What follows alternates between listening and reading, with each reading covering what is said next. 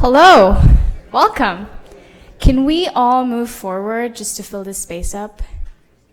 So if you're like sitting at the back, if you could get up and move forward, that would be awesome. Sweet. How does our worldview inform how we deal with racism and injustice?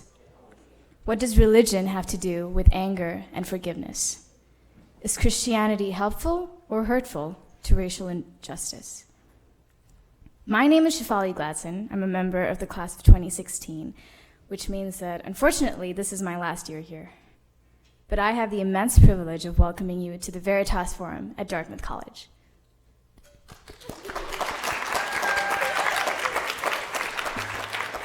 Tonight's forum is co-sponsored by Agape Christian Fellowship, Bethel Campus Fellowship, Christian Union, Christ Redeemer Church, Crew, Dartmouth Faculty and Staff Christian Fellowship, Dartmouth Apologia, Eliezer Wheelock Society, Fellowship of Christian Athletes, Graduate Christian Fellowship, Integrar, The Navigators, William Jewett Tucker Center.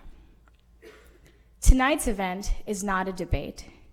We are not here to see people win or lose or score points off each other. Veritas is Latin for truth. So we're here tonight for a real discussion, connecting truth to our deepest questions and deepest beliefs. We have asked our presenters to share personally, ask honest questions of each other, and model a conversation that all of us can continue this evening and beyond. Our hope is that everyone in this room would be challenged. For those here who would identify as Christians, we hope you will be challenged by both our presenters to examine your faith with intellectual honesty and rigor. For those who think of the Christian faith as mystifying, irrelevant, or disproved, we hope you will be challenged by hearing from a Christian intellectual who can make a serious case for why faith in Jesus makes sense to him. The Veritas planning team aims to create events that are relevant, thought-provoking, and engaging to people of all backgrounds and beliefs, and we need your help with that. Please pick up your Veritas 60-second survey card and the pencil we've provided, and take 15 seconds now to fill out the top half of the front side. I'm going to do it myself too.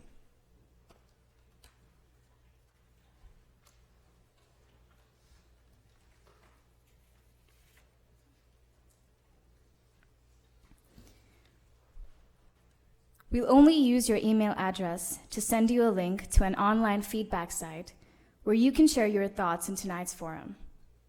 We really want your feedback, so please do sign up for that. We will not email you about anything else unless you check out the boxes at the bottom of the card, or unless you win the raffle for the new iPad and we're emailing you to let you know. After the conversation, please fill out the remaining sections of your survey card, both on the front side and the back side. At the end of the forum, please bring your card with you as you exit and leave it in one of the boxes provided. Normally, this is about the point where I would remind you to turn off your cell phones, but we're laid back and different here. We actually encourage you to text during the forum. Specifically, we encourage you to text your questions for our presenters throughout the evening to the number behind me. During the Q&A, we choose the best and most popular questions, and the moderator will present them to our professors. Now, I'd like to invite our moderator for this evening, Professor Lindsay Whaley. Dr. Whaley is a professor of linguistics and classics here at Dartmouth College. He is here to introduce our presenters and host tonight's discussion.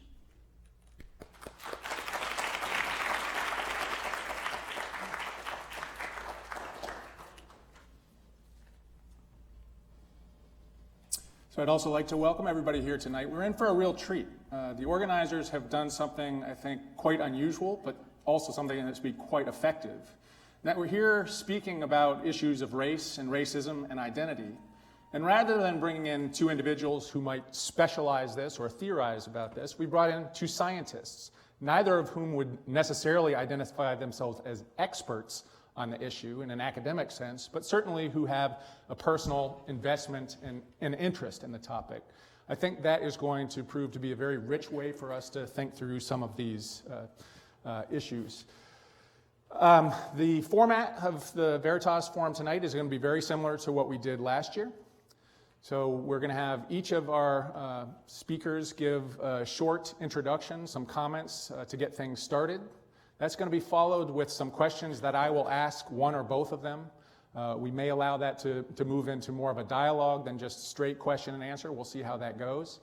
And then after that, we will have some questions from the audience. And then finally, I will have one final question for them to consider to close out the evening. So that's how we're going to go. Let me introduce our two speakers. So first, visiting us tonight from MIT is Colen Buie. He's a native son of Cleveland, went to The Ohio State University as an undergrad, earned a PhD from Stanford, went on and did a postdoc at Berkeley, now has his first position at such a prestigious institute as MIT, where he's assistant professor of mechanical engineering, and he's also the Mitsui Career Development Chair. He's an expert in fluid dynamics. We also have with us tonight Professor Stefan Alexander of Dartmouth. Many of you may have had classes with Stefan. He grew up in Brooklyn, did his undergraduate work at Haverford. He came to Dartmouth not too long ago from Brown University, he earned his PhD from Brown University, had a number of teaching positions, and then came to Dartmouth not too long ago as the E.E. Just professor, a very prestigious professor at Dartmouth, and now runs the E.E. Just program. Stefan is a cosmologist. He really looks at the intersection of cosmology and particle physics and quantum issues. So please join me in welcoming both of them up to the chairs.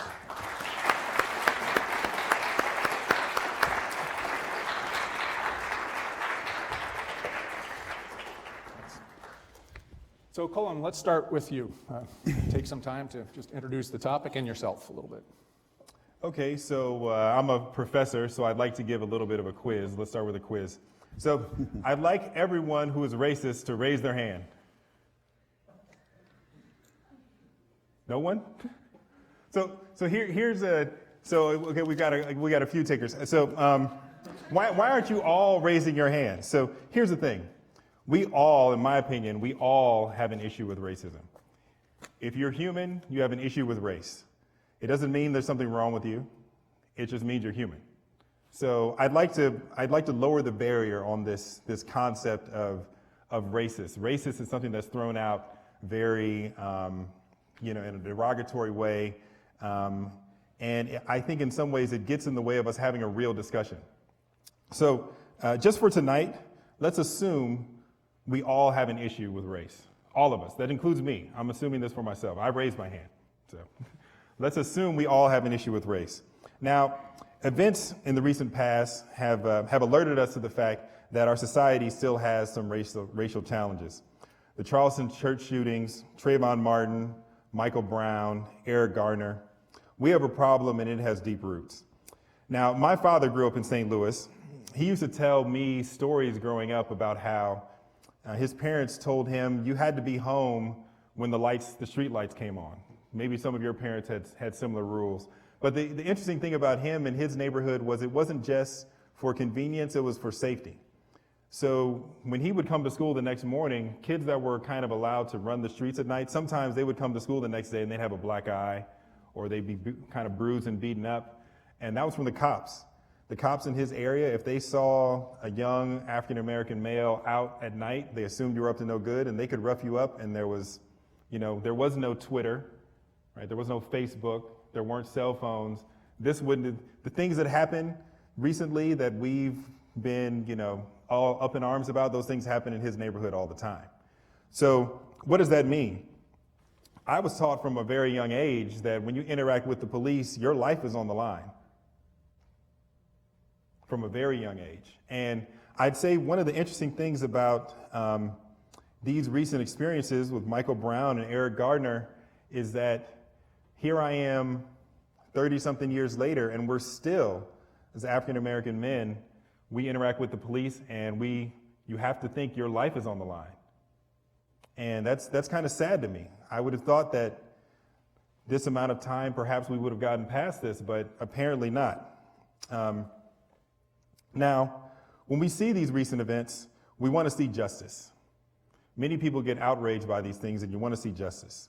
Now, the outrage at the treatment of African Americans by the police is rooted in this desire for justice. It's kind of ironic when you see police who are supposed to be instruments of justice doing something that in your heart you might feel is unjust. But there's a problem with justice. There are at least two problems, so let's talk about those. So the first problem is that justice is not natural. In my opinion, justice is not natural. Now, I'm not the only one who thinks this. I think Richard Dawkins may have said it better than I could. He said, "The total amount of suffering per year in the natural world is beyond all decent contemplation. During the minute that it takes me to compose this sentence, thousands of animals are being eaten alive. Many others are running for their lives, whimpering with fear.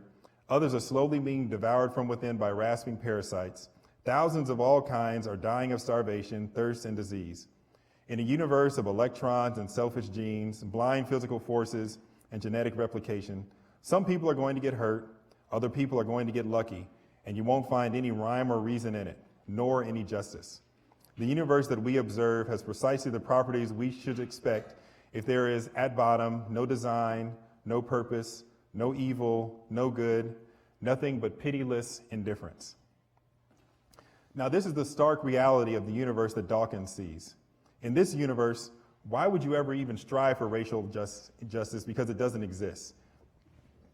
Yet we do. Many of you heard that and perhaps didn't exactly resonate with what you feel inside. So we have this yearning for justice, but I actually agree with Dawkins in the sense that justice is not something natural. So where did that yearning come from? Now, the second problem that we have is we have this yearning for justice, but we can't achieve it. We have this yearning, we believe justice exists, but we can't achieve it. So now let's look at U.S. slavery as one example. Now, the fight for justice for slavery still continues, and it's called reparations. Now, lots of people don't understand the cause for reparations. They say, well, that was hundreds of years ago, or nobody alive today was actually affected or actually benefited from slavery. Now, it's hard for me to express how much I disagree with this. Now, my parents lived through Brown versus Board of Education and housing discrimination. Their parents lived through the Ku Klux Klan. Their parents lived through Jim Crow, and their parents were slaves. I remember having a long talk with my grandmother about this before she passed away. Her grandparents were slaves, and she had seen a lot. Her father actually had a college degree, and she told me an interesting story. After he got his college degree, he basically had two career options. One of them, he could have been a teacher in the South and made about $50 a week, or he could have been a chauffeur in the North and made about $80 a week. The interesting thing, you didn't need a college degree to be a chauffeur. So he moved his family to New Jersey and he became a chauffeur. And he actually discouraged my grandmother and all of her siblings from going to college because he felt as an African American, well, your college degree doesn't matter. So why would you go to college if your opportunities are still going to be limited? And of course, she told these stories and passed things like that down to my dad, and those things affected me. Now, recent research shows that traumatic stress experienced by women before ever becoming pregnant can affect their children and even their children's children. So there's a New York Times article on this. It's called Inheriting Stress. And so I'm going to read a quick excerpt. It says, "It is undeniable that stress experienced during a person's lifetime is correlated with stress-related problems in that person's offspring, and even in the offspring's offspring. Perhaps the best studied example is that of children and grandchildren of Holocaust survivors. Research shows that survivors' children have greater than average chances of having stress-related psychiatric illnesses like post-traumatic stress disorder, even without being exposed to higher levels of stress in their own lives." Now, all of this is being unearthed by the field of epigenetics, which is the study of factors that affect DNA expression without changing your underlying genetic code. Now, like the Holocaust, I think it would be reasonable to expect that the trauma of the slave trade and institutional racism, or any systematic injustice, has effects for many generations. So, the question is, what are we to do? We feel that justice is out there. You feel it in your bones, but you've never seen it before. Where can you look?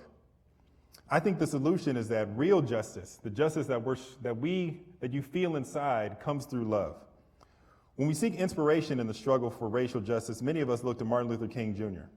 We're inspired by his hope, his courage, and his commitment to love over hate. He said, "Darkness cannot drive out darkness. Only light can do that. Hate cannot drive out hate. Only love can do that." But where did Dr. Martin Luther King get these ideas?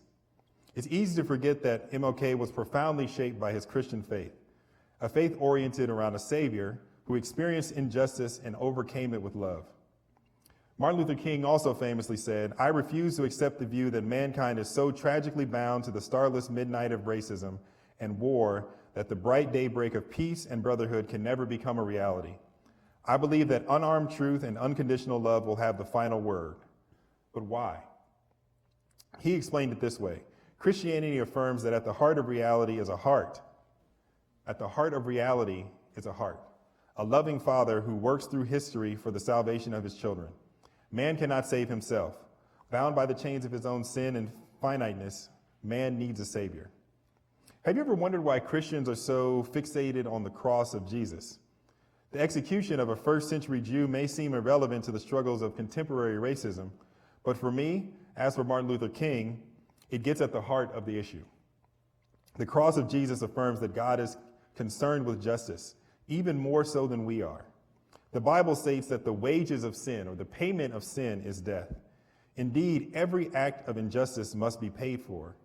And yet the cross also affirms the love of God, who entered into our messed up world, our messed up lives, and paid for our injustice by his own suffering, so that we might experience forgiveness, acceptance, and love. Christ had to suffer injustice so that justice could prevail. In this way, every sin is paid for, and we can still have a relationship with God. This is the good news, or the gospel. The gospel simultaneously provides hope for justice and affirms our desire for justice. We're made in the image of God, so our desire for justice is good. However, we live in a world where we can't always achieve the justice we desire. Yet we know that through Jesus' death and subsequent resurrection, God is in the process of bringing true justice into this world. The gospel provides the greatest resource for racial reconciliation, in my opinion. You can hate racism while loving the racist. You can hate racism while loving the racist, which is especially good news when that racist is you or me. Now, I began by saying that we are all racist. We all have the tendency to care for ourselves and those like us at the expense of the people who are not. If we live in a world like the one Richard Dawkins describes, where the competition for survival is the ultimate reality, in a universe where there is, I quote, "at bottom, no design, no purpose, no evil, no good, nothing but blind, pitiless indifference," perhaps that's all we can hope for. But if we live in the world MLK believed, the one that resonates with my own experience, we can honestly believe that justice is possible, a justice that comes through love. Thanks.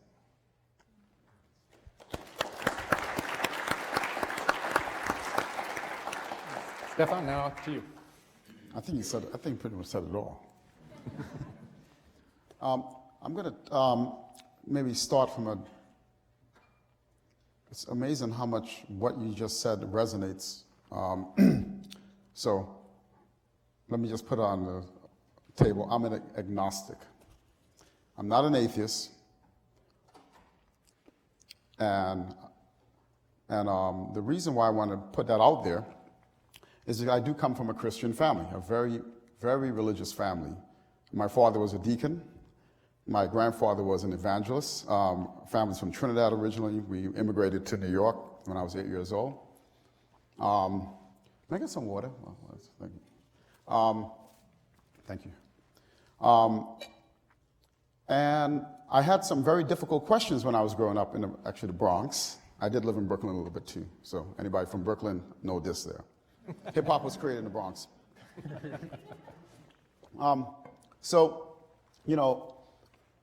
So I remember when I was 9 years old, we were talking about this over dinner. I went to the pastor, Pastor Burnett, a Jamaican pastor. We couldn't understand what word this guy said, but it's supposed to be an inside Caribbean joke, okay? Yada style. I'll lick it up too, yeah. So I went to the pastor and I said, "Pastor Burnett," no, I asked my mother the question. My mother said, "I don't have the answer. Let's go ask the pastor the question." I said, "If God is so great and so good and so loving, then how come all this bad stuff is going on in the Bronx? Seeing all this suffering going on, and he gave me his answer. And he welcomed me to ask him more questions. So I went back, I started asking him more questions. And eventually it got to a point where he said, you know what, I don't know the answer to that, okay? It's all in God's hands, all right? And so that was the thing that actually led me on the path to becoming a theoretical physicist. I started to basically take these questions that were deeply philosophical and religious, questions fundamentally about suffering, about real suffering, not something academic or intellectual. I mean, you know, you come home and a friend is no longer with you, a good friend that you played with in the street, right? So these questions transformed into a scientific method. So I became a scientist. And one of the things I was also saying over dinner was I got to a place where I learned so much physics, right? Because I'm a professor of physics. And I got so good at it that I realized that my very mind, like, you know, my intellectual discursive reason skill hit a block. I realized that there were certain things that my mind itself couldn't touch. And there would be certain questions that, even in physics, that we'd never probably be able to understand or assess. So this is my belief. This is sort of so that's why I call myself an agnostic. It's just a fundamental belief in the ultimate limitations of the human mind. And if you want to call that what's beyond that, you want to give it a name. If you want to call it God, you want to call it the Yahweh, or whatever you want to call it, you call it that. But that's what I call myself, an agnostic. And so why do I bring this up? I think that when this is very much connected to Black Lives Matter. Because I remember when Black Lives Matter, the hashtag came out, I said, well, this is interesting. Like, I'm too busy teaching my classes and mentoring my EHS scholars. I see some of them out here. I'm too busy involved in doing that. And why is it that I am not more involved with Black Lives Matter? And it took me back to an interesting story. So in the physics PhD program, we have something called a qualifying examination. All right. It's sort of like a final exam in a physics class multiplied by 50,000. All right? No, literally. Like, so you go through your first 4 years of graduate level coursework, and then you walk into a room for 2 days, 8 hours each day, with a pencil. And you are asked every possible physics question from all the way undergraduate to the graduate level courses to solve problems. It's like when Data took that exam in Star Trek. Remember, it was manipulating all this stuff? It's something like that. All right. So in order to prepare for that examination, you have to usually spend a couple of months. You just basically go in a cave. All right. So in this case, I was at Brown. I was a PhD student at Brown. And so I was studying. We would study like about 12 hours a day for 3 months. That was the sort of study routine. So you drank coffee, ate Dunkin' Donuts, and all the other stuff. And you fry your brain, you study for the exam. One night, I was coming back at 3 o'clock in the morning from studying for the examination, for my exam. My brain is fried, and I'm feeling very happy physics thoughts. And I'm walking back, and back then I actually had 15 years worth of dreadlocks. All right? But, you know, aside from that, I could have easily fit in Big Bang Theory, okay? I was a nerd, okay? I was not a harmful-looking person, all right? So I'm walking back, it's 3 o'clock in the morning, and it's, campus. So it's like walking down Main Street or something like that, right? So I'm walking down, and I see a car drive up, and it's clearly a cop car. And the car pulls up, and then something unusual happens. A very, very, like this light in my face, right? A very bright light is in my face, so I can't see anything. I'm like, oh, maybe this is a premonition. It's something else. It's not a cop. It's the light. So I see this very bright light in my face. I couldn't, so I said to the officer, I said, I can't see anything. He said, there's a reason for that, because there's a gun pointing at your head. Now, for me, this was in the year 1998. All right, that's in the middle of it. So this was pre-Black Lives Matter. That's my point. This was pre any of that. It was the first time in my life that, like, I just remember, like, wait a minute, there's a gun pointing on my head. I'm just walking, I'm a block away from home. So that did something to me. That really scared me. And what ended up happening, very interestingly, I almost just quit grad school because it just totally took me for a spin. Michael Eric Dyson was on campus for his book thing. And Michael was a professor at Brown before he went to, I think at the time he was at either Columbia or Penn. And he was in the book tour, and I saw him, and we were talking, and he says to me, I said, yeah, how's it going, my physics genius? I was like, I'm quitting. And I explained to him the story. And this is kind of the moral of my story. He says to me, it is very important that you pass that exam and become a professor of physics. Think of how great, this is what he said, I didn't say it, this is what he said. He said, think. He looks at me. He goes, think of how great that will be for your people. Because when I think about Black Lives Matter today, for example, the only difference between it back then and now are the days of lynching and any other things, or, you know, Jewish Life Matters, for example. Like, so whenever issues hit us as human beings that affect, you know, a particular context where individuals are, you know, being treated and, you know, with violence by the state in particular, or supported by the state, you know, the question we have to ask ourselves is, what types of actions do we as individuals take for our people? Now, when I say the word people, speaking, you know, from the perspective of my Christian mother, we talk about human beings, our human people, right? Everyone has a friend that's of a different background, but it's still your people, right? So this is the context in which, so for me, the way I dealt with that situation was to be exactly where I'm at right now, as a full professor at Dartmouth College. You know, affecting change. So E-Just program, for example, is not just a program for minority students. We have white students in our program. We have military students in our program, right? That's our people, people that have the love for science, right? So the point here is, the question I want to end with a question, which is, it's good that because of social media and because of technology, things are out in the air, and we now know, you know, some of the bad behavior of some of these cops, not all cops, but some cops. The question is, what are we going to do about that? What are we going to do for our people? So I'm going to leave it at that. Thank you.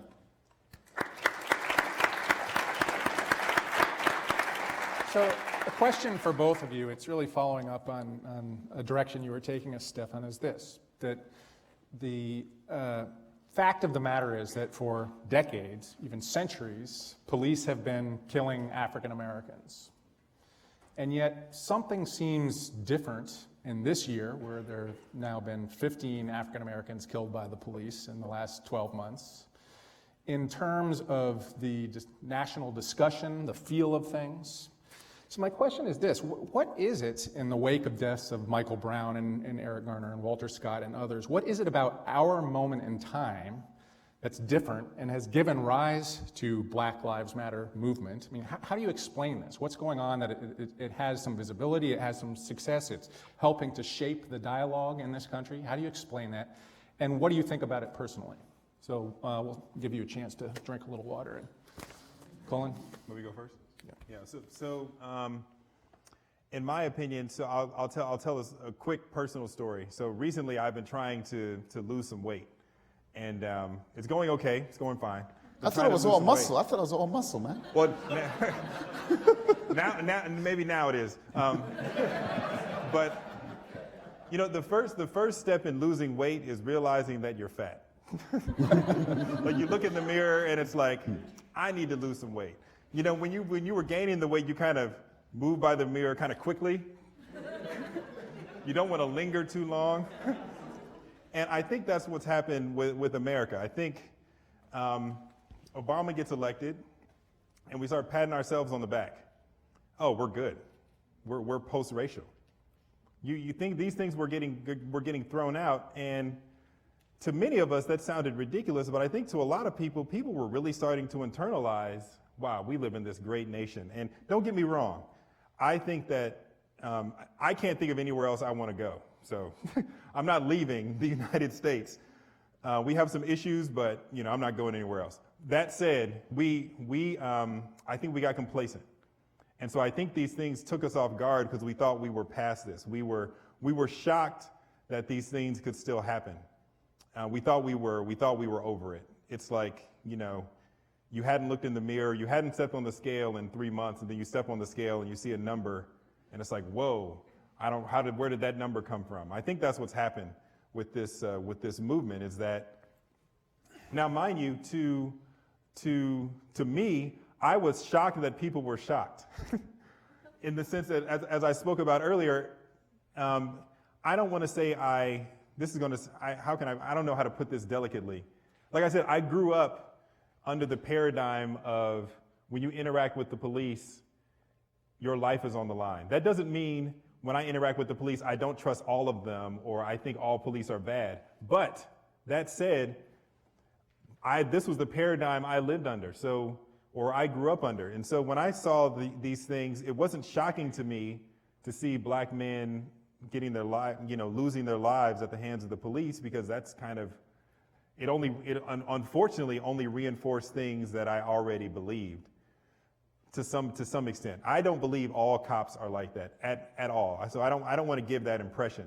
But at the same time, if I'm pulled over by a cop, I've got my license, I've got my registration, I've got letters of recommendation, I've got my college degree. I'm pulling out everything I can so I can just get out of there and diffuse the situation. I'm not talking back. So that's my perspective. I think we got complacent, and so we were shocked because we thought we were over this. Stefan, what would you like to add to that? This guy's just too small. Why do you bring an MIT guy here, man? This is not fair. Jesus Christ. Dartmouth, at least we could beat them in football, right? Hey, we had a pretty good football team last year. Well, actually, you do, right? You guys made the New York Times or something. Yeah. Right? I don't know. We were on the Tonight Show or something like that, remember? With the tackle thing. It was developed right down the street in Thayer. Anyway, so I think okay. So I agree with what you said. Let me just add to that. Definitely, I would say technology. I mean, can you imagine, like back when that cop did that thing to me? But I'm going to go text somebody. We didn't even have cell phones back then, Well, did we? 1998, something like it was one of these cheap, gigantic phones.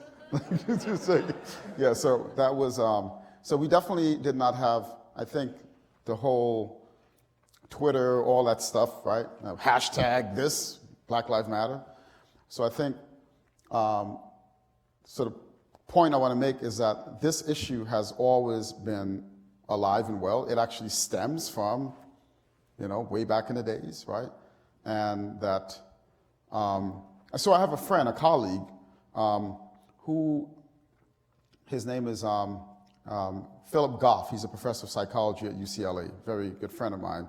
And he studies how police are trained, right? So there's actually something endemic about the way, in general, police are trained. They're trained to basically categorize, right? I mean, they have to be efficient. So if, for example, take the glasses off, some jeans right there, let it sag a little bit, a little hoodie, you walk a certain way. Okay, you want to walk down the middle of campus like at 3 a.m, campus security, same person, but now a different look, right? So same thing with me. I have many of you know I have a nice convertible BMW, right? And with the same car, dreadlocks, and a little hoodie, I'm a Jamaican drug dealer. Seriously, because that's the stereotype in the Bronx, by the way. You know, you drive a, look at my friend here, he had cornrows, Salvador, right? You had cornrows, right? You used to drive in Philadelphia with cornrows and a tank top. How many times you got pulled over? Every day, right? So there's profiling going on, right? And that profiling is loaded with ideas that you are dangerous. You know what's interesting? I notice that there are things I do, for example, and I do it subconsciously. I mean, I might be a fancy professor and everything, but this still happens to me. I'm walking down the street. I'm the only one on the street, and there's a person in front of me. I sometimes cross the street just so that I don't scare them.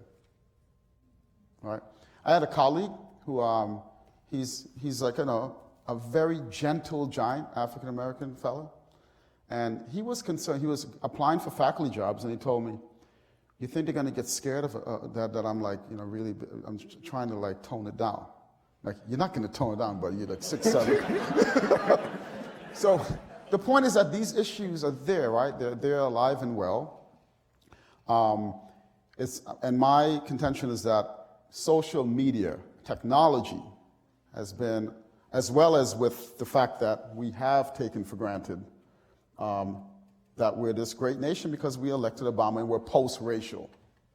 All right. How many of you, this word has, that's the last thing I'm going to say, the word post-racial on campus has come about in conversations? Show of hands. Never? Okay. I see some hands. Yeah, so that is an interesting word that me and my colleagues like to talk, my black colleagues, we talk a lot about. The myth of post-racialism. So another question for both of you, and this time we'll start with Stefan. In June, the murder of 9 African Americans in their church while they were having a Bible study in Charleston, South Carolina, offered a really vivid picture of the nexus of religion and racial politics. And as the families of those 9 victims publicly offered forgiveness to the white man who had shot their loved ones, there were some commentators who critiqued that act very severely because they felt like it was upholding a racist status quo. So when black people are murdered by white people, black people are expected to forgive, but the white aggressors are humanized and they're justified, say, on mental health grounds. I'd be interested just to get your thoughts about that. You know, I'm actually conflicted by that. I'm honestly conflicted by that issue. I mean, and it goes back to, again, one of my critiques I had growing up. You know, the idea of turn, my mother said, turn the other cheek. What, so you get slapped on the other side? You know, so, and I remember even when I was in college, I started to discover the writings of Malcolm X. This was, don't get scared, I'm just a harmless physics professor. I'm a theorist at worst. I just theorize things now. But so that this is I'm conflicted with this because I think the reason why I'm conflicted with this is that if police officers knew that there were real consequences, right, collectively, again, as an institution, would they act the way they act behind closed doors? All right, so that's why I'm conflicted. Right. Cool. Yeah, I would also say there's the conflict in the sense that I can't imagine having a loved one. I mean, I go to church every week, and so I can't imagine having one of my loved ones, my wife or one of my kids, murdered at church, and within the week of that, publicly saying that I forgive them. And that would be a miracle. I actually think that real forgiveness, and I'm not trying to say that in this instance this wasn't real forgiveness, but I think real forgiveness is a miracle. In fact, I think we have evidence of that in the cross. It took, you think about this, if you believe the Bible, or even if you don't, let's just take this hypothetically. God puts Adam and Eve in the garden, and they sin, and he's all-knowing and kind of transcends time. And so he knows that as soon as they sin, they're going to need forgiveness. it takes God thousands of years to orchestrate everything that happens leading up to Christ. And that act that leads to forgiveness. So if it takes an eternal God, all loving, all powerful, he has to literally work a miracle to forgive. I think forgiveness is a miracle. So I would hope that, if I were in that situation, that miracle could be worked on my heart, but I think it would be a supernatural thing, because I think the natural inclination would be to lash out, would be anger. So I applaud them for doing that. And if it's real, it's a miracle that they could stand up and forgive in the face of that kind of violence. So, yeah. So just following up on this a little bit, would you agree with the commentators that subtly or not so subtly, because they were African Americans, they felt the pressure to offer a kind of forgiveness that would not have been expected, say, of white Christians, or is that just a false claim? I mean, I remember this one as a kid. We used to go to these churches where I would get really scared because, it's like one of these, but people would be speaking in tongues, catching power, and like casting out demons and things. This is the kind of church I went to when I was a kid, right? This is like, okay, man, this is for real. Like, people are fighting in this church. And there were times, honestly, there would be random people like this, that potentially people like this guy would walk into the church. But it was this very, Caribbean church. They would grab the guy, they would grab the guy, throw him to the ground, this kind of stuff, and cast out demons from the person. And the guy would run away.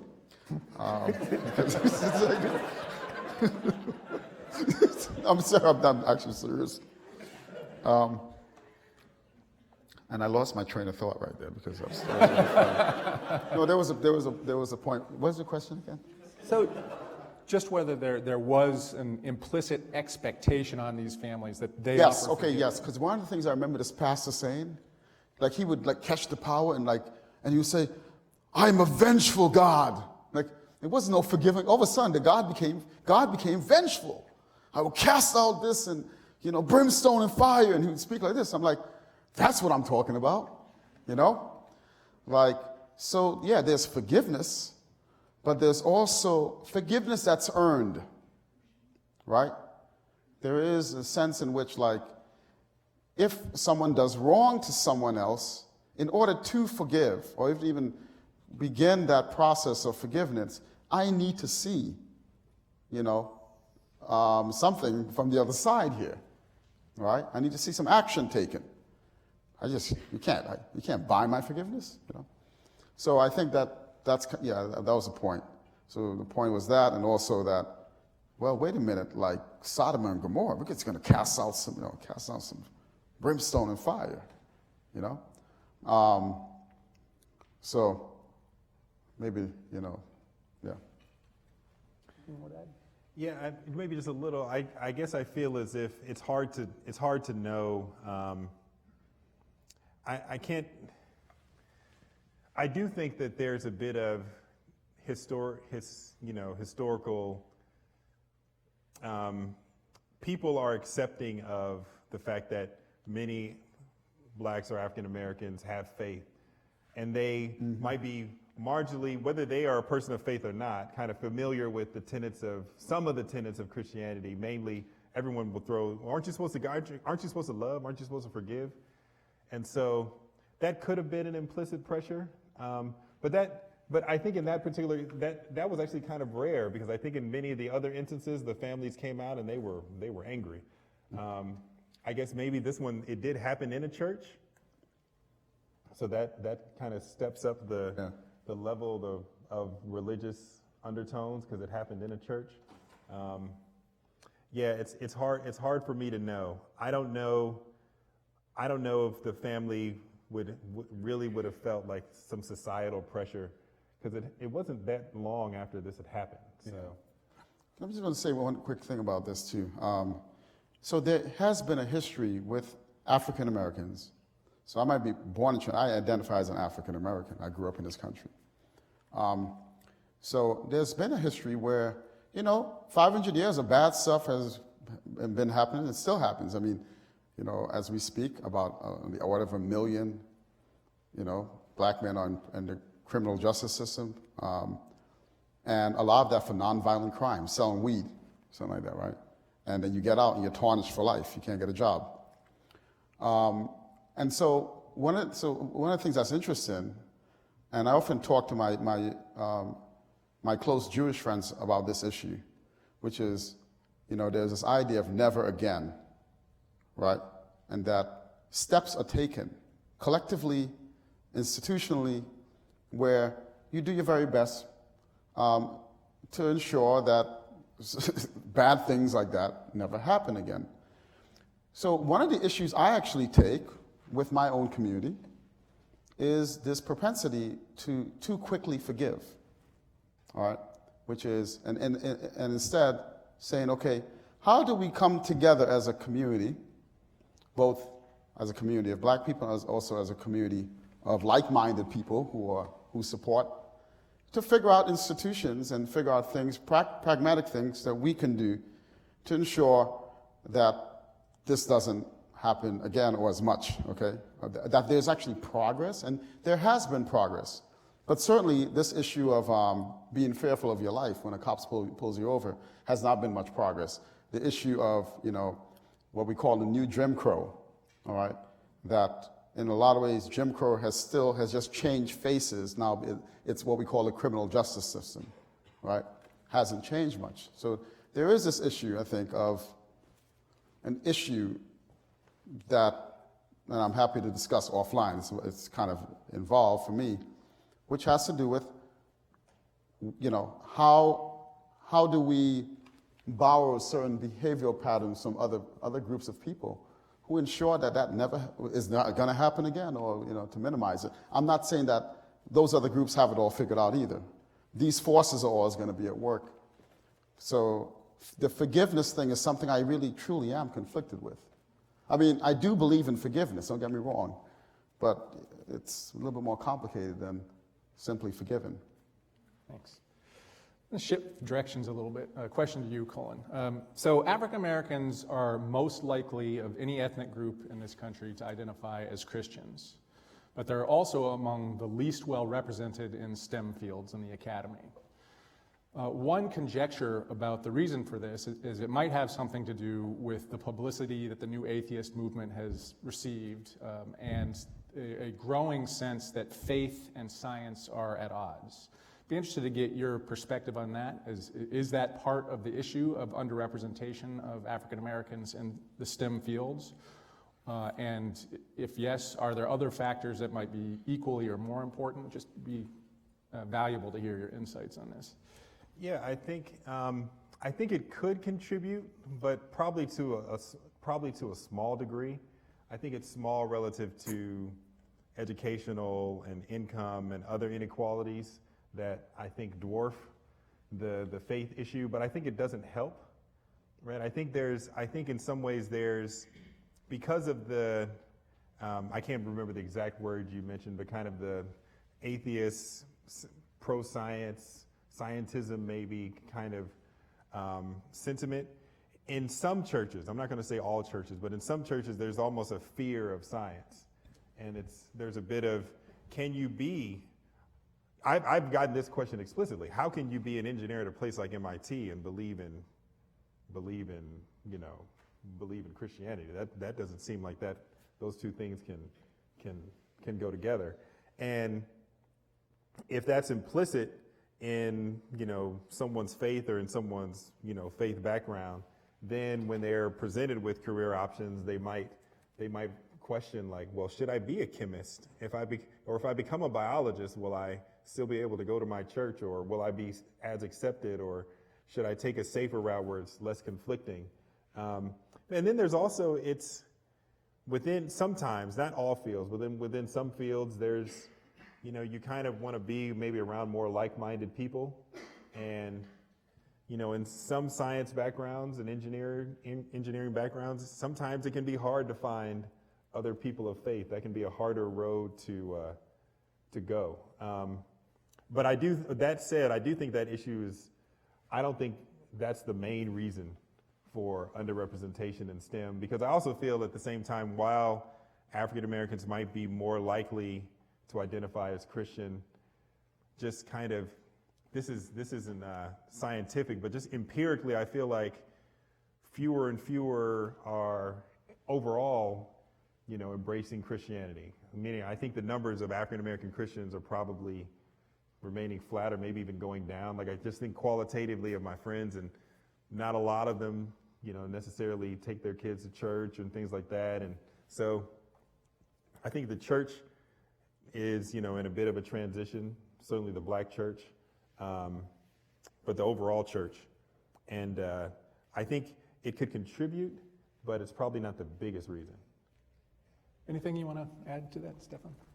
Well, I've certainly, I do believe it contributes. I don't know the degree to which it does, but I've certainly, at least for my kind of science, it does contribute because, one time I was, how dare you question the ultimate fate of the universe, kind of thing. We know the answer to that. And that actually came from, a student who, had deep religious convictions. On the flip side of it, though, I have a real problem with the damage that, don't get me wrong, I love everybody, okay? So whether you're a believer, an atheist, or an agnostic, but one thing I don't have tolerance for is arrogance. So the idea that you know something that other people don't know. And so, for example, there are some atheists out there, for example, not all, who are scientists, who are not doing science a good favor. Because science is about actually know what you know really well, but also because of that, there's a lot you don't know. So science is actually about not knowing, okay?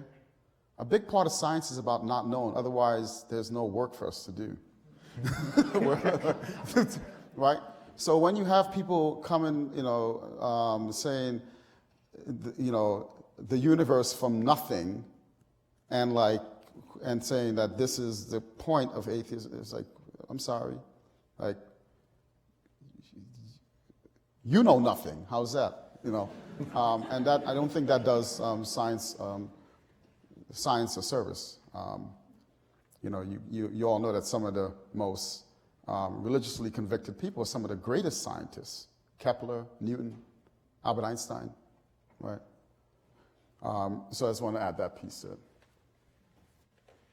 Question for you.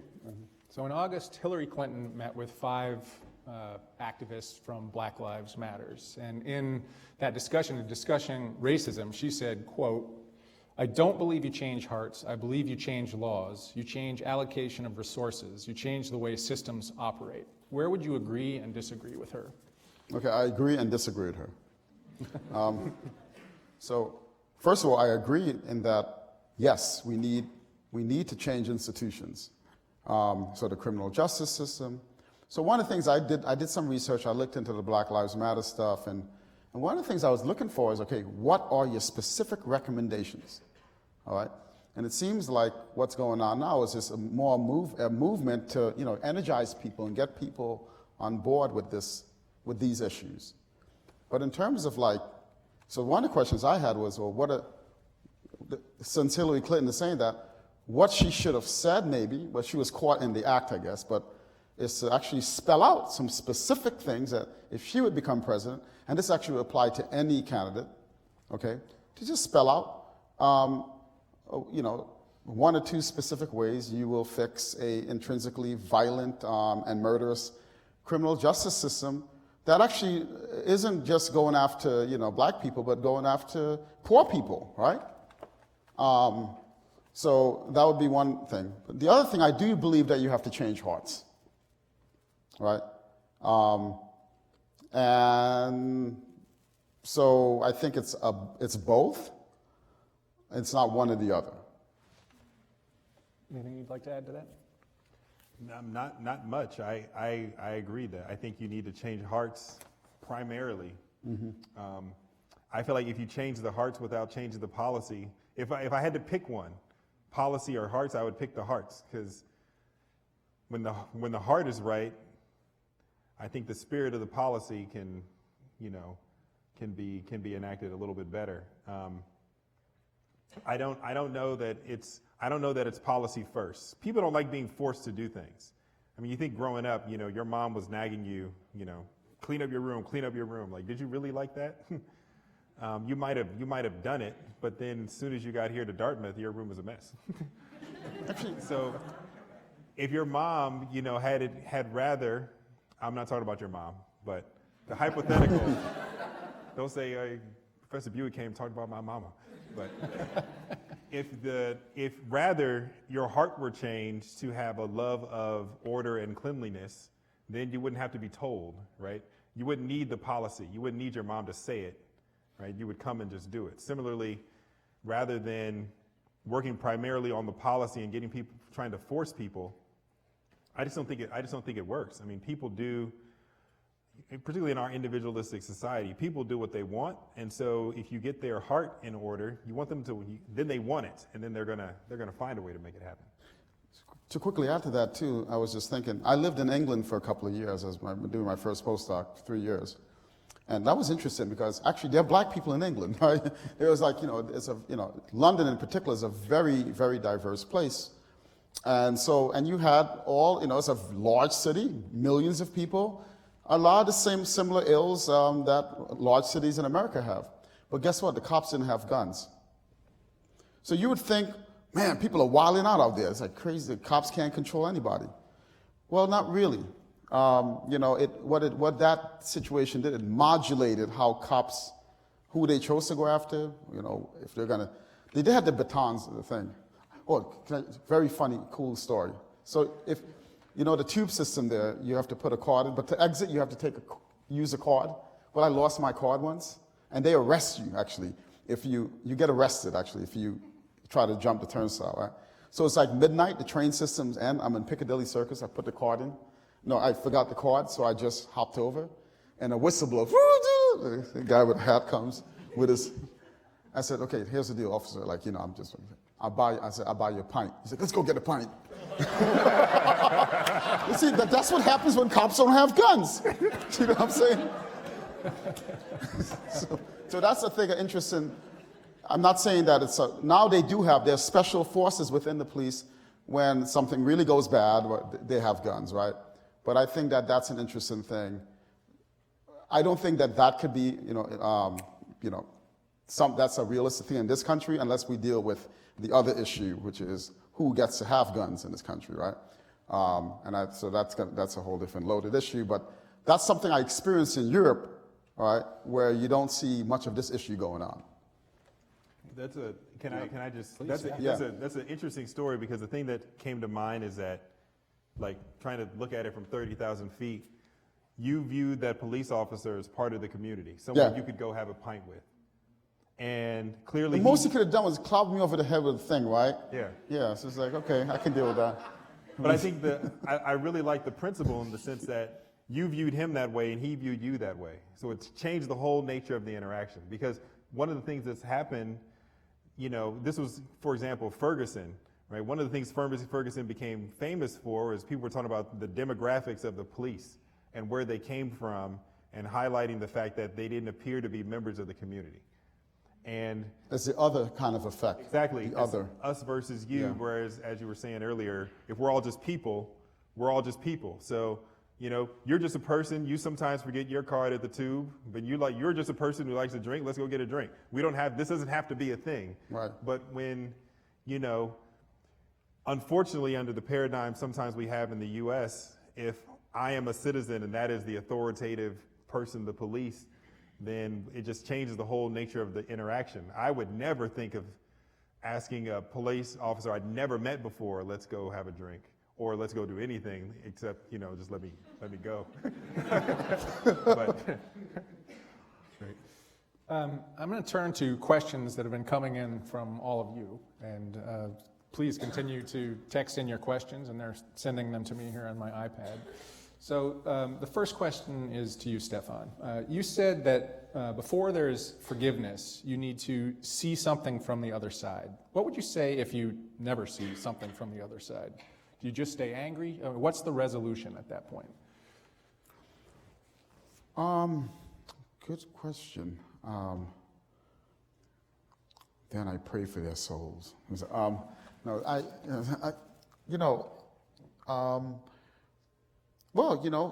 think forgiveness from the perspective of the person that the harm was done to, they have to recover from that some way, somehow. And if you're not seeing it from the other side, then you're going to have to go through that long, painful process of resolving that within yourself. And that's a very, personal matter. I guess this is the power of faith, where you're talking about the miracle of forgiveness. So me personally, let's see, I did get beat up one time when I was in seventh grade by Damien and his brother. It was supposed to be me and Damien, but then his brother jumped in, and I think I forgave them, but I definitely kept a careful eye, for Damien and the brother later on. Yeah. So you had mentioned that occasionally you run into individuals who are surprised that as a person of faith you work at MIT. So one of the questions is, how do you work at a place like MIT as a public Christian? I don't know. I guess they keep giving me paychecks. I keep coming. If they stopped, I might still keep coming. But no, MIT is interesting. I find my colleagues very open. I think, I am maybe more public with my faith than maybe the average professor, but at the same time, I don't. It's a fine line to walk. Like, I don't walk around with a Christian. I don't have my MIT business card and then like a Christian business card, and I'm like passing it out to everyone that I meet. Now, if you do have a Christian business card, nothing wrong with that. I'm just saying, I just don't. That's just not what I do. But at the same time, I don't hide from it. So, if someone asks me a question, or if someone broaches a subject that my faith has to be invoked in order to answer honestly, so. Then I bring it into the conversation. I think people appreciate that. I don't bring it into my discussion of thermodynamics, but unless maybe we're talking about the second law, and there is some maybe things there. But other than that, I don't bring it into the daily life unless it comes up. So I don't hide from it, but I don't like wear it on my sleeve, I guess. So it hasn't been an issue that I know of. Maybe behind my back it is, but maybe because of my size, no one has brought it to my face. Great, thanks. This is for both of you. Great question came in.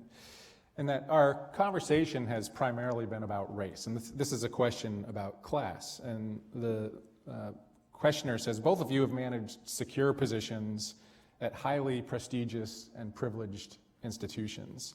But not everybody can do that. And so it's a challenging question, which you'll have 45 seconds to answer. How do you fix the class problem? The clock is ticking. Become a professor. And because education is still one of the vehicles, right, in this country that addresses the class problem. My dad was a cab driver, and my mother was a housewife, became an emergency room nurse later on. It was through her education that she became a nurse, and that we had good health benefits. So the basic point is education, education, education, education. I think this is really tough. I surveyed myself, and at the beginning I asked the question, who here has a problem with race, or who's a racist? I must admit, I have a problem with class, and it's something I noticed recently. And I looked at my close circle of friends, and in my close circle of friends, like, the least educated person has a master's degree from Stanford. And it's kind of like, man, my friendship is a very small slice of the public. Mm-hmm. That's a problem.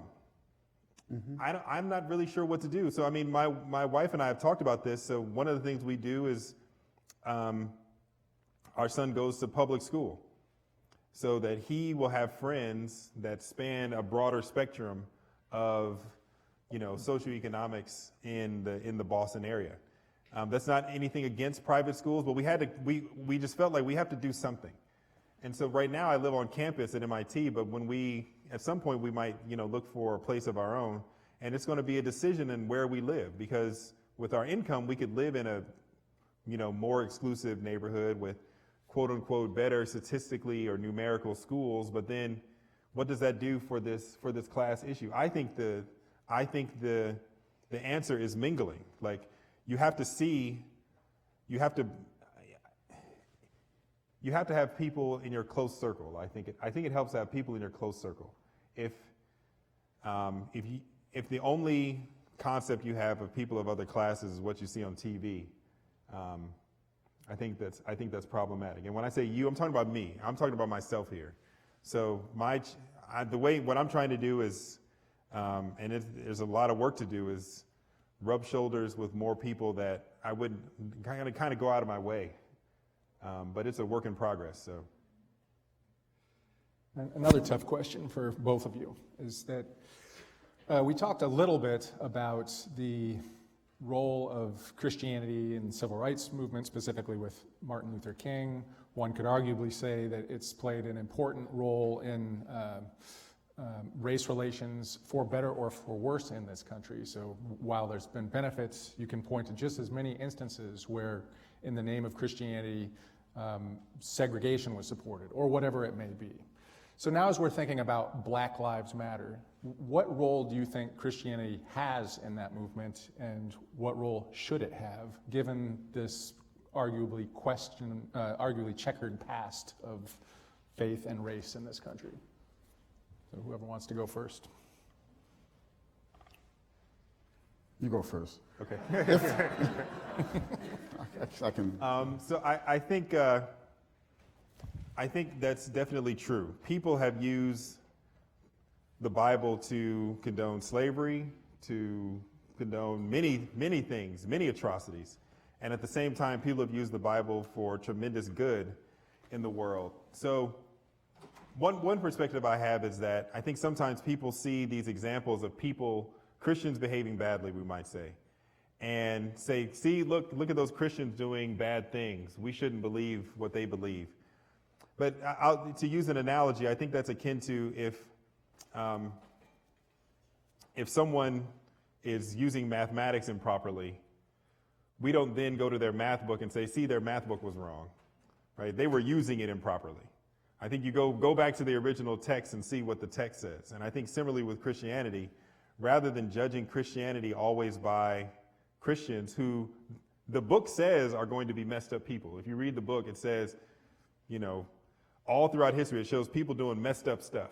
So people are messed up. You put Christian people in a church, it's just messed up people. They're just in a church now. So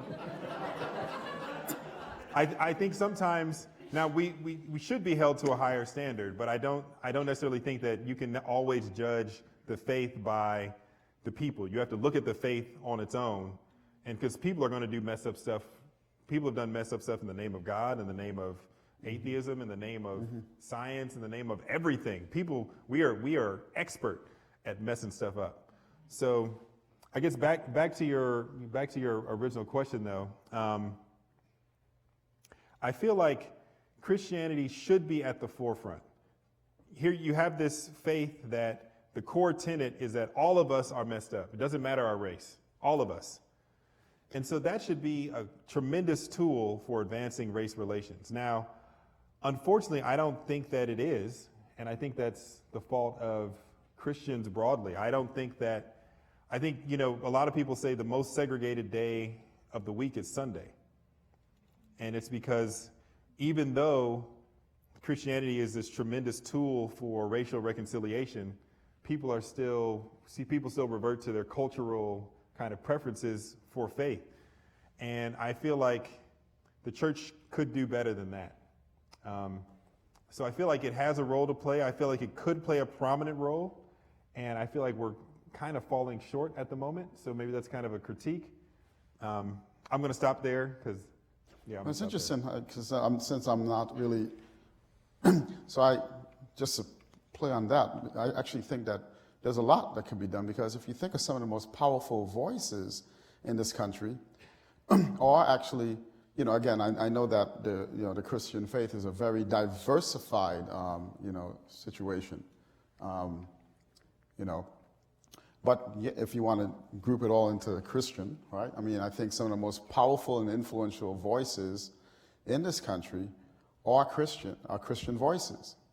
And then, reverting. And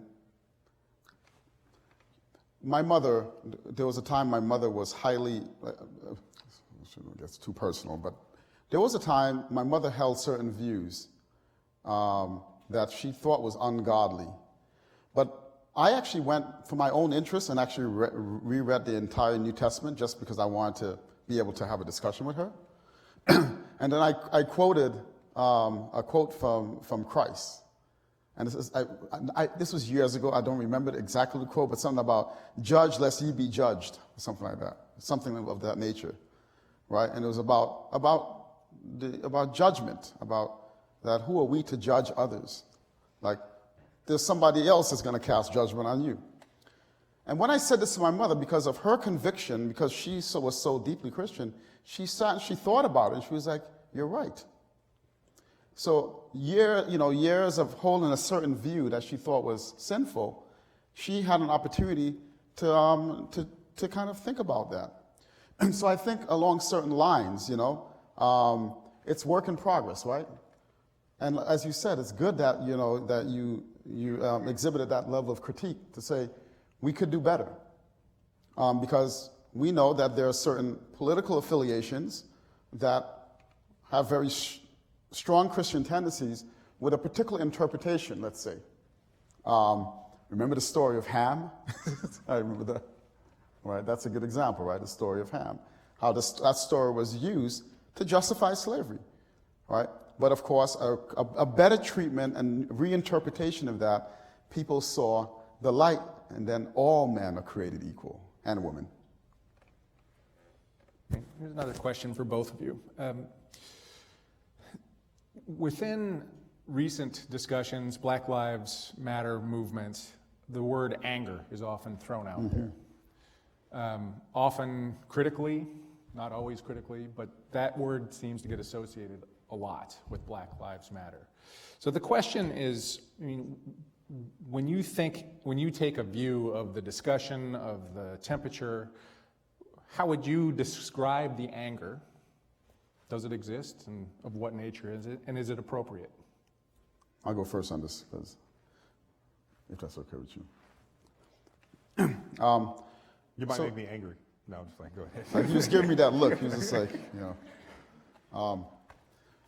So, it's funny because this is one side of my Caribbean roots. We have this way that my parents always tried to, you need to present yourself in a certain way, a manly way.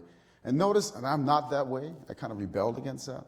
But anyway, the point was that there is this tasteful way of doing things. And I remember when I saw, I forget, was it with Bernie Sanders? Like the Black Lives Matter thing, they confronted him in this way, and they went up to the stage, and someone with colorful hair, and it was, so for me, it was just like, oh man, there was this concern that I had that, man, people are gonna, you're risking, the first thought that came up, it was subconscious, was, boy, you're gonna undo all the stuff that, was fought for, right?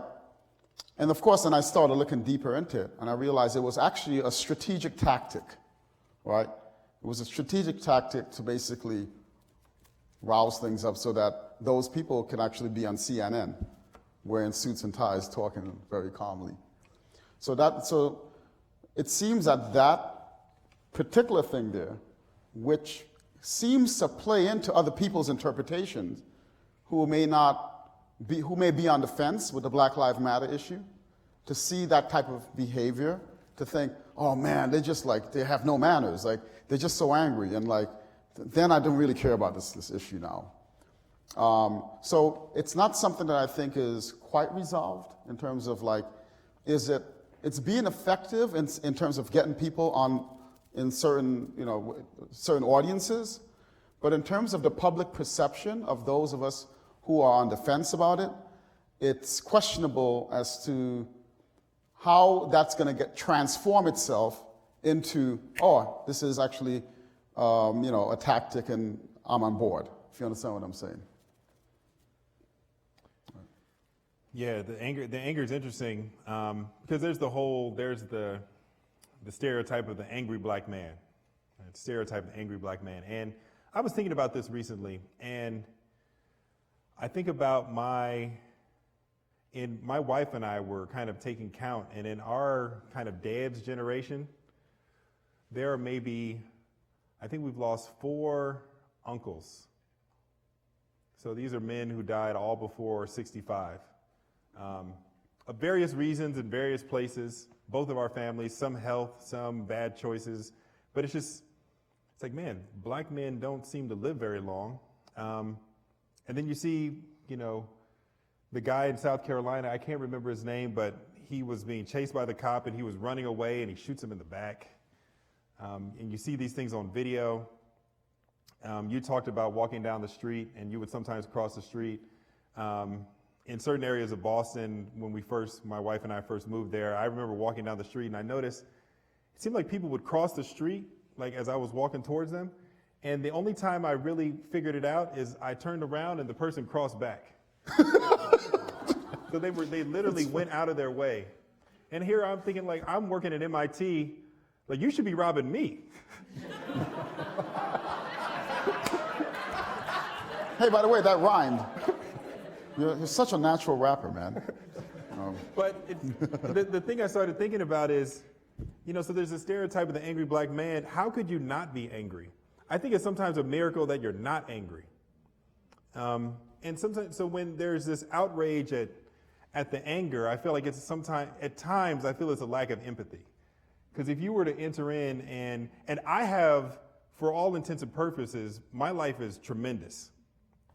I've had upward mobility. I have many opportunities. My kids have opportunities. In the quote unquote game of life, things have gone tremendously well for me, and I can see a lot of injustices.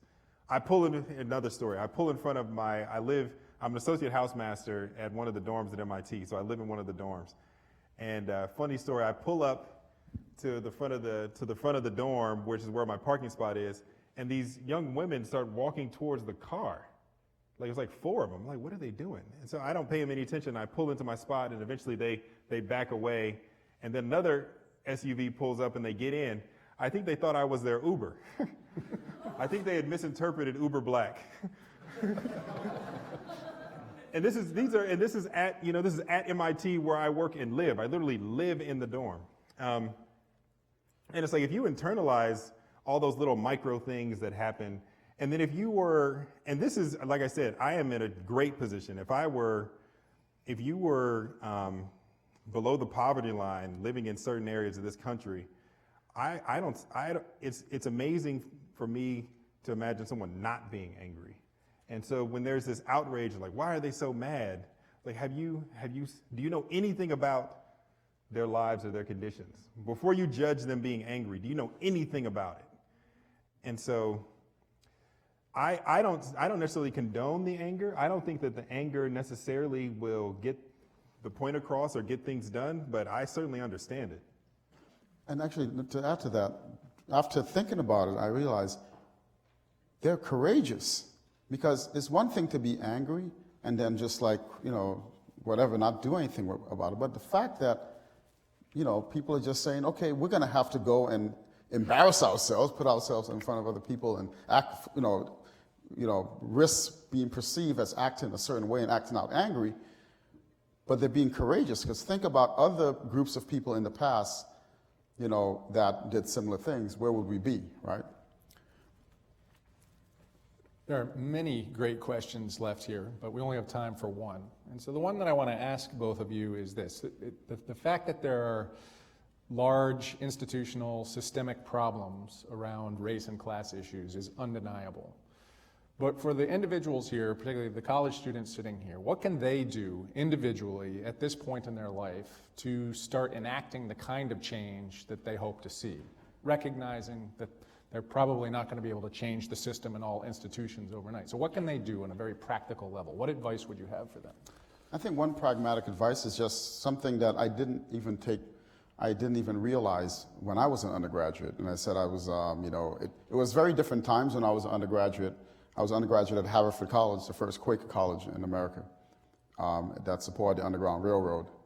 And so Haverford is a very forward-thinking type of place.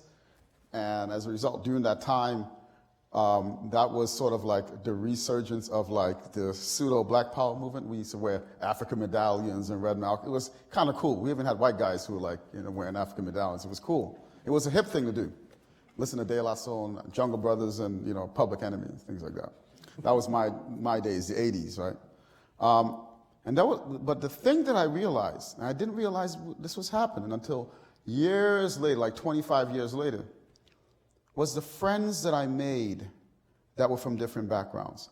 I have certain friendships that's been 25 years old with individuals whose paths I would have never crossed after having graduated college.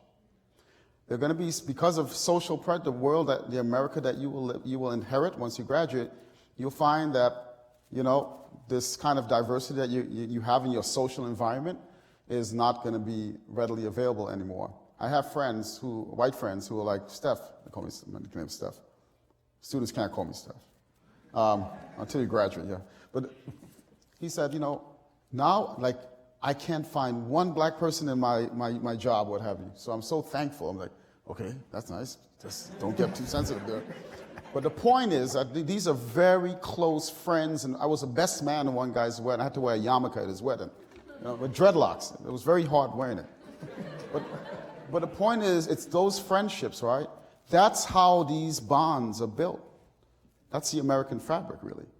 It's really getting in, because then all of a sudden, they become your people. So I would encourage you all to step outside your comfort zone and make friends, including the ones that you disagree with most. Have a debate and have fun having a debate, right?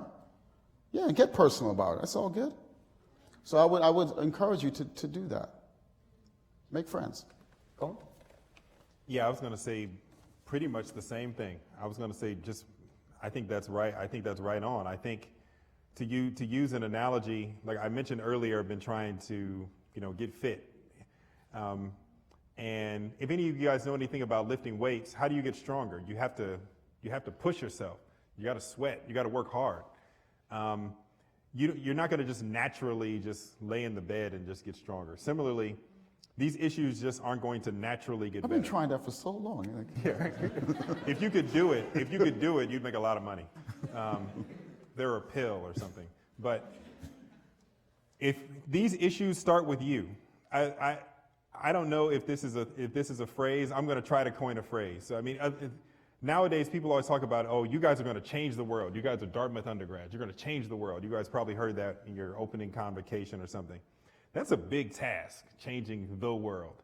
Now, I don't know if you can do that. I do know you could change a world. You could change someone's world. There's someone sitting right next to you. You could change their world. That is right in front of you. So before you go about trying to change the broader world, how about just the people right in front of you? Get to know them. There's a Porsche I've been looking at, by the way. It's a 2016 coming out. You can change my world. Contribute to the Alexander Fund. I'm just. So yeah, I just think I agree. I think it's you have to step out of your comfort zone, like the lifting weights analogy. You have to go to places and do things that are uncomfortable for you in order to grow. If you want to get better at this issue, you're going to have to be uncomfortable. Just the way if you want to get stronger, you're going to have to no pain, no gain. There's a lot of truth to that. I think it applies in this area as well. You're going to have to make some friends. And here you are at Dartmouth. This actually isn't that difficult. You guys are all brilliant. The people you're sitting next to aren't actually that far away if you were to just get to know them. But why not start here and change a world before you think about changing the world? Before you want to change race relations in the United States, change it in your dorm, change it in your suite. Do that. And then talk about how you're going to, change things broadly. Our time's come to an end, and our student MC is going to come up in just a moment to make final comments. But before she does, or as she does, let's give a round of applause to both our speakers.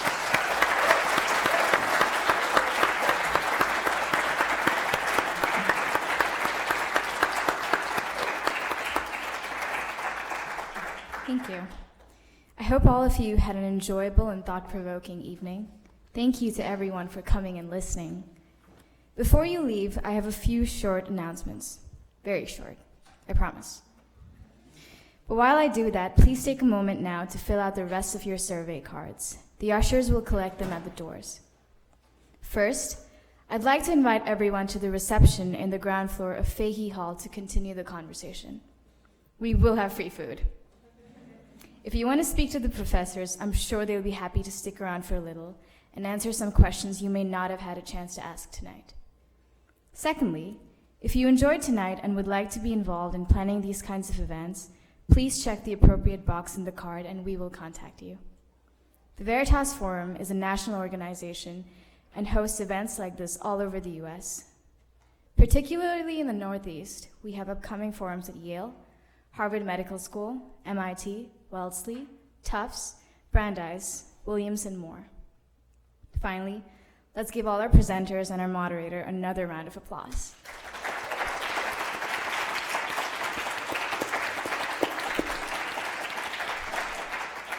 Thanks again and enjoy your evening.